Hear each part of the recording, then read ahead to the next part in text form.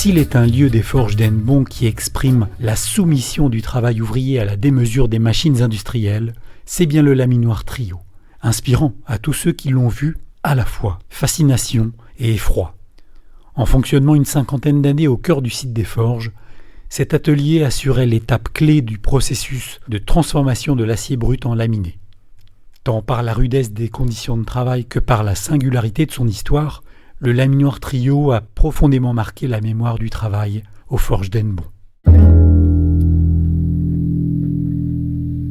En 1895, la Société des Cirages Français, propriétaire des forges d'Hennebont, achète à la Compagnie des chemins de fer d'Orléans la halle de stationnement de la gare de Tours, qu'elle souhaite remplacer.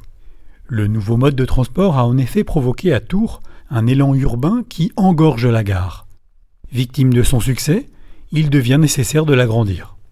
Conçue par Phidias Vestier, l'architecte des chemins de fer d'Orléans, la première gare de la ville, baptisée l'Embarcadère par les Tourangeaux, avait été inaugurée en 1846. Dotée d'une vaste halle de stationnement à 3 nefs, couverte d'une charpente métallique, elle comptait 2 rangées de 18 colonnes en fonte ornées. Du côté des forges, à la fin du siècle, on projette d'accélérer et d'intensifier la fabrication des tôles industrielles. La première étape consiste à transformer le train de laminage de l'acier en l'adaptant à des lingots plus volumineux. Ce travail sera assuré par le nouveau laminoir Trio à Larget, installé sous la halle de la gare reconstruite. En 1896, 5 hectares de terrain sont acquis en amont du grand barrage. Les travaux sont achevés en 1900. L'enfer des ouvriers du Trio peut commencer. Véhiculés depuis l'aciérie des forges, les lingots d'environ 500 kg sont d'abord réchauffés à 1100 degrés avant d'être engagés dans les cannelures des 3 cylindres du laminoir, d'où le Trio tire son nom. 6 allers-retours, de la gorge la plus large à la plus étroite.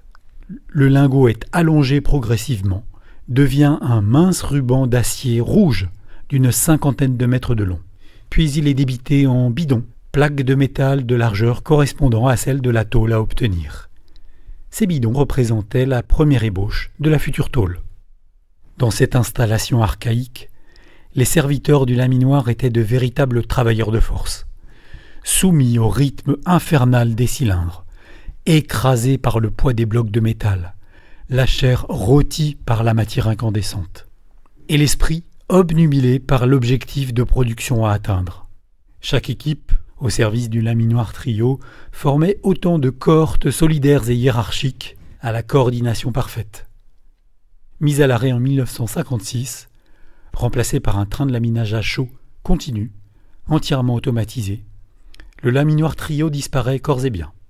De sa carcasse en fonte, de ses furieuses cadences, il ne reste rien. Rien d'autre que des récits épiques, une mémoire héroïque et cruelle de la densité de l'épopée.